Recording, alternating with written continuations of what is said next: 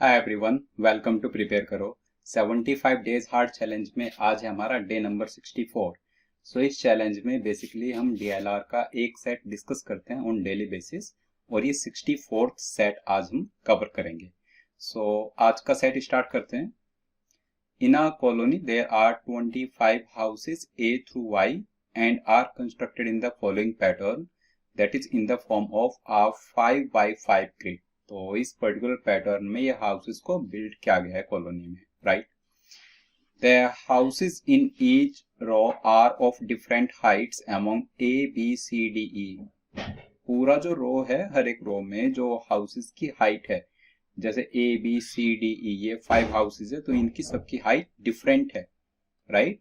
जो हाइट्स है हाउसेस की वो है A B C D E and the houses in each column are of different heights. ऐसे ही कॉलम्स में भी डिफरेंट हाइट्स है सभी हाउसेस की, okay. A B C D E are in decreasing order. A B C D E जो है ये डिक्रीजिंग ऑर्डर में है, मतलब सबसे ज्यादा हाइट है ए, उसके बाद बी, उसके बाद C, D and E. E height सबसे कम हाइट है और ए हाइट सबसे ज्यादा हाइट है। From the top of any house, only the houses in that column and in that row are visible. किसी भी हाउस के टॉप से अगर हम विजिबिलिटी की बात करें तो वही हाउसेस विजिबल होंगे जो कि उस पर्टिकुलर रो में है या उस पर्टिकुलर कॉलम में है। जैसे अगर हाउस एम की बात करें तो एम से के एल एन ओ ये विजिबल हो सकते हैं और सी एच और आर डब्ल्यू, मतलब जो कि उसी कॉलम और उसी रो में लाई कर रहे हैं, right. Then a house is visible from the top of another house only if it is taller than the other and there is no obstacle. Obstacle is a house taller than both the houses in between them. देखो इस statement को ध्यान से समझते हैं। अगर हम house S की बात करें तो हाउस एस से हाउस डी तभी विजिबल होगा जब डी की हाइट एस की हाइट से ज्यादा हो। पहली बात, डी की हाइट एस की हाइट से ज्यादा होनी चाहिए, और दूसरी बात जो आई और एन है इन बिटवीन वाले हाउस, उनकी हाइट डी और एस से ज्यादा नहीं हो सकती। आई और एन दोनों की हाइट डी और एस से कम होनी चाहिए, otherwise I and N will behave as obstacle. अगर आई और एन की हाइट ज्यादा हो गई डी और एस की हाइट से तो फिर वो हमें दिखेगा ही नहीं, राइट। तो इसलिए हमारे पास कोई ऑब्स्टेकल इन बिटवीन नहीं होना चाहिए और डी एस से तभी विजिबल होगा जब डी की हाइट एस से ज्यादा हो, राइट। नाउ नेक्स्ट, ये कुछ और इंफॉर्मेशन है। जैसे पहला स्टेटमेंट कह रहा है 8 houses are visible from the top of the house F. तो एक बार इन स्टेटमेंट्स को यूज करने की कोशिश करते हैं। सो अगर हाउस एफ से 8 हाउसेस विजिबल है तो ये कैसे पॉसिबल होगा? एफ से 8 हाउसेस विजिबल, तो पहले देखो वो 8 हाउसेस कौन से हैं। ए, के, पी, यू ये 4 हाउसेस हैं और जी, एच, आई एंड जे ये 8 हाउसेस है जो कि एफ से विजिबल होना चाहिए। अगर रो की बात करें तो एफ, जी, एच, आई, जे ये सारे एक ही रो में हैं और एफ की हाइट ऐसे होनी चाहिए कि उसको लाइन से दिखते चले जाएं, जी एच आई जे, मतलब कुछ इस टाइप का एलिवेशन बनना चाहिए ना। मतलब यहाँ पर ई हो, देन डी, देन सी, देन बी, देन ए, कुछ ही पैटर्न बनना चाहिए, अदरवाइज ऑब्स्टेकल क्रिएट हो जाएगा। तो हम ये कह रहे हैं कि एफ की हाइट सबसे कम हो विच इज ई, जी की height D, basically E D C B and A ये पर्टिकुलर हाइट्स का ऑर्डर यहाँ पर होना चाहिए। Apart from this K P and U, K P and U की हाइट कुछ इस टाइप से हो कि के की हाइट कम हो पी से और पी की हाइट कम हो यू से, राइट। ठीक है, तो के पी यू ये इंक्रीजिंग ऑर्डर में जाए, ओके। सो ऐसा हो सकता है कि यू की हाइट ए हो, पी की हाइट बी, के की हाइट सी, राइट, और जो हाउस ए है उसकी हाइट हो जाए डी, ये पॉसिबिलिटी है। या फिर यहाँ पर ए, देन सी, देन डी और ए की हाइट हो जाए बी, मतलब कुछ इस टाइप की मल्टीपल पॉसिबिलिटीज बन सकती हैं। यू की हाइट बी हो जाए तो उसके फिर सी और डी ही होना चाहिए डेफिनेटली, और ए की हाइट होनी चाहिए फिर स्मॉल ए। तो कुछ इस टाइप की मल्टीपल पॉसिबिलिटीज हमें यहाँ पर समझ आ रही है, लेकिन एक चीज ध्यान रखनी है कि के की हाइट कम होगी पी से और पी की हाइट कम होगी यू से, इतना कंफर्म है। ओके, नाउ देन नेक्स्ट ये कह रहा है only 6 and 3 houses are visible from C and N respectively. C and N से 6 and 3 हाउसेज विजिबल हैं। तो अभी देखते हैं इस स्टेटमेंट को। सी से 6 हाउसेज विजिबल होने चाहिए और एन से 3, राइट। लास्ट ये कह रहा है no house is visible from V. House V से कोई भी हाउस विजिबल नहीं है, मतलब वी की हाइट सबसे ज्यादा होगी तभी पॉसिबल है ऐसा, क्योंकि अगर वी की हाइट कम हुई, राइट, मान लो कि वी की हाइट सपोज बी है सपोज, तो इस पूरे रो में या इस पूरे कॉलम में कहीं पर तो हाइट ए रहेगी, और जिस भी हाउस की हाइट ए रहेगी वो वी से, हाउस वी से डेफिनेटली विजिबल हो जाएगा, क्योंकि बीच में कोई ऑब्स्टेकल बन ही नहीं पाएगा। एक बी है और एक ए है, उनके बीच में ऑब्स्टेकल बनने के लिए बी और ए से ज्यादा हाइट चाहिए, वो हमारे पास अवेलेबल ही नहीं है, राइट। तो दैट मीन्स हाउस वी से कोई भी हाउस विजिबल ना हो, उसके लिए we have to make sure कि किसी भी हाउस की हाइट वी से ज्यादा ना हो। दैट मीन्स वी की हाइट हो ए। अब अगर v की हाइट a है तो u की हाइट a नहीं हो सकती। उस केस में u के पास ओनली पॉसिबिलिटी है b, p के पास c, k के पास d और a के पास स्मॉल a। ओके, यही ओनली पॉसिबिलिटी फिर अब यहाँ पर वर्क कर सकती है, right. Now the only information that is left is कि c से 6 हाउसेज विजिबल हैं और n से 3। अगर c से 6 हाउसेज विजिबल हैं तो हाउस सी की जो हाइट है वो क्या होनी चाहिए। देखो हाउस सी की हाइट, जैसे ये स्मॉल सी है, एच की हाइट स्मॉल सी है, तो सी की हाइट ए तो नहीं हो सकती, ए अगर होगी तो 0 विजिबल होगा। बी नहीं हो सकती, क्योंकि बी अगर हुआ तो बी से 6 हाउसेज तो विजिबल आप नहीं करा सकते, बी से ज्यादा हाइट 6 हाउसेज की पॉसिबल नहीं होगी, राइट, उसी रो और उसी कॉलम में। तो B नहीं हो सकता, A नहीं हो सकता, C ऑलरेडी H के पास है, तो हम ये कह रहे हैं कि C की हाइट या तो D होगी या फिर होगी E, और कोई इसके पास पॉसिबिलिटी नहीं है, आइदर D और E। ओके, नाउ N की बात अगर करें तो N से 3 हाउसेज विजिबल होने चाहिए। अगर आप देखो N की हाइट यहाँ पर B नहीं हो सकती, क्योंकि n से ऊपर आई है उसी कॉलम में, उसकी ऑलरेडी हाइट b हो चुकी है, राइट। n की हाइट सबसे ज्यादा नहीं हो सकती, मतलब n a के बराबर हो, अगर वो a के बराबर हो गया तो 0 हाउसेज विजिबल हो जाएंगे n से, तो सबसे ज्यादा नहीं हो सकती, राइट।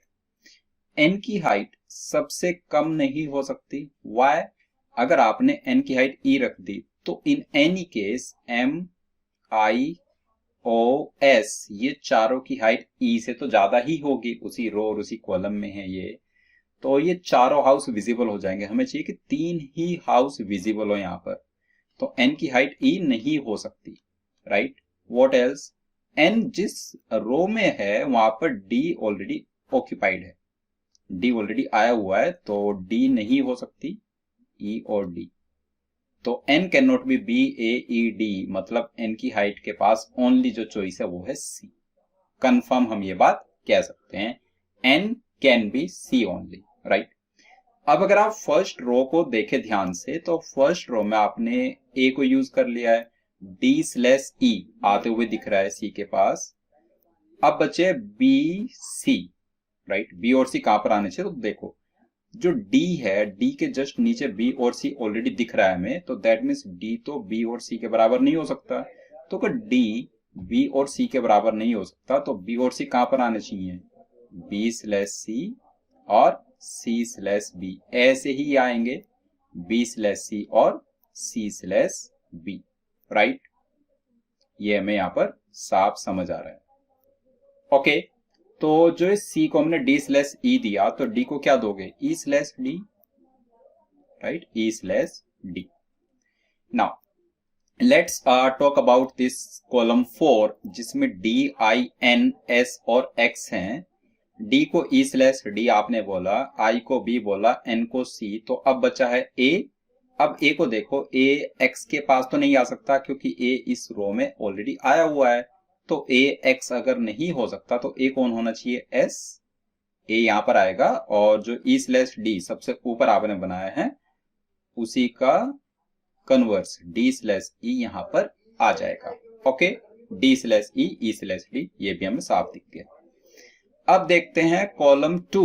कॉलम 2 में बी स्लैश सी बी के पास है, जी के पास डी है, वी के पास ए है, तो सी एक तो दिख रहा है हमें, राइट। सी मतलब बी स्लैश सी और सी स्लैश बी, एक तो ये दिख रहा है और एक हमें दिख रहा है ई, राइट। तो ई कहां पर आना चाहिए, अभी ई हमारा एल और क्यू में से किसी के भी पास आ सकता है, राइट। तो अभी उसको हमें देखना होगा। नेक्स्ट अगर हम लास्ट रो की बात करें तो B A D slash C और डी स्लैश ई, एक बचा हुआ है हमारे पास सी, राइट, और डी स्लैश ई में से ई स्लैश डी एक आ जाएगा। तो जो सी है वो डब्ल्यू के पास नहीं होना चाहिए क्योंकि एच के पास ऑलरेडी सी आया हुआ है। तो डब्ल्यू के पास अगर सी नहीं है तो सी होना चाहिए वाई के पास, और फिर डब्ल्यू के पास आप बोल दो E slash D, right. Okay, last column E J O T Y, तो सी स्लैश बी दिख रहा है, ए दिख रहा है, सी दिख रहा है। अगर ये सी है तो ई होना चाहिए हमारा बी, ई को आप कंफर्म यहां पर बी कह सकते हो, राइट।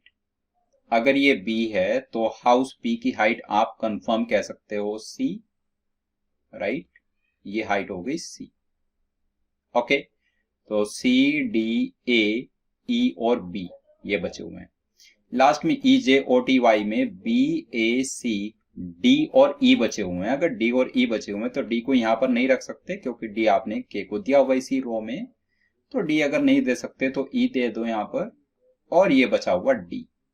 अब आप यहां पर कह सकते हो ई और यहां पर कह सकते हो बी। ये complete. Now D B C E, तो ये बच गया ए, सी ई ए डी, तो ये बच गया बी। ओके, इतना हम यहां पर कह सकते हैं, राइट। अब अगर आप देखो एन से कितने हाउसेस विजिबल है, तो सी से ये वाला विजिबल है, ये वाला विजिबल है और ये वाला विजिबल, और कोई हाउस विजिबल नहीं है, राइट। तो 3 ही चाहिए थे। एक बार सी के लिए देख लो, सी से हमें एग्जैक्टली 6 हाउसेस विजिबल चाहिए थे, तो सी के पास चॉइस है डी स्लैश ई की। अब आप देखो, चाहे ये डी हो चाहे ये ई हो, ये हाउस डेफिनेटली विजिबल है, ये हाउस डेफिनेटली विजिबल है, ये भी डेफिनेटली विजिबल है, ये भी डेफिनेटली विजिबल है। 4 तो ये हो गए, तो हमें 5th हाउस और ये 6th हाउस, ये दो को और विजिबल बनाना है। तो उसके लिए आप अगर सी की हाइट को डी बोल दोगे, सी की हाइट को अगर डी बोल दिया और डी की हाइट को ई, तो सी से डी विजिबल नहीं हो पाएगा। दैट मीन्स सी की हाइट को आप डी नहीं कह सकते। अगर सी की हाइट को डी नहीं कह सकते तो सी की हाइट को ई और डी की हाइट को डी, ये ई हो गया और ये डी, राइट। अब इन्हीं कॉलम्स में यहां पर और ये हम फिक्स कर सकते हैं, राइट। क्या आ जाएगा, सी की हाइट ई है तो ये आ जाएगा डी, और डी की हाइट डी है तो ये आ जाएगा ई। ऐसे करके सभी की हाइट हम यहां पर फिगर आउट कर पाए, राइट। क्वेश्चन पर आ जाते हैं। Which of the following houses is of height E, W Y Q. W की हाइट क्या है डी, वाई की हाइट क्या है सी, और क्यू की हाइट क्या है E. So house Q is of height E. What is the height of the house T, T की हाउस टी हाउस की हाइट क्या है, इट्स डी, राइट। तो नेक्स्ट क्वेश्चन का आंसर आएगा option C. How many of the houses can be seen from the house Q, Q से कितने houses आप देख सकते हो, तो क्यू से वी तो विजिबल है, देन एल विजिबल है, जी और बी विजिबल नहीं होंगे क्योंकि जो स्मॉल बी वाला है ये हमारा एक तरह से बैरियर आ गया बीच में, राइट। सो वी और एल, ई से बाकी ये पी भी विजिबल है, और ये आर और ये S. So 1 2 3 4 and 5, so there are 5 houses which are visible, right. So इसका ऑप्शन आ जाएगा C. Then last, which of the following is the correct combination of the house and the number of houses that can be visible from that house? M3, क्या M से 3 houses visible है? M से तो 0 visible है क्योंकि M की height सबसे ज्यादा है। S2, S से देखो एक बार, so S की हाइट सबसे ज्यादा है, वो भी हटा दो। L3, L की हाइट B है तो बी से सिर्फ ये एम विजिबल है, ओनली वन, ये भी हटा दो। H3, H की हाइट C है तो C से एक तो ये B विजिबल है, I मतलब J विजिबल है और ये M विजिबल है, तो 3 houses are visible from H, hence option D is correct. Okay, आइए पूरा सेट आपको अच्छे से समझ आ गया। अगर कहीं पर कोई भी डाउट है तो कमेंट बॉक्स में अपना डाउट जरूर टाइप करना। चैनल पर फर्स्ट टाइम आए हैं तो चैनल को सब्सक्राइब कर लो और अपने फ्रेंड्स के साथ वीडियो को शेयर कर दीजिए। मिलते हैं नेक्स्ट डे पर एक डिफरेंट डीएलआर सेट के साथ, तब तक के लिए बाय बाय।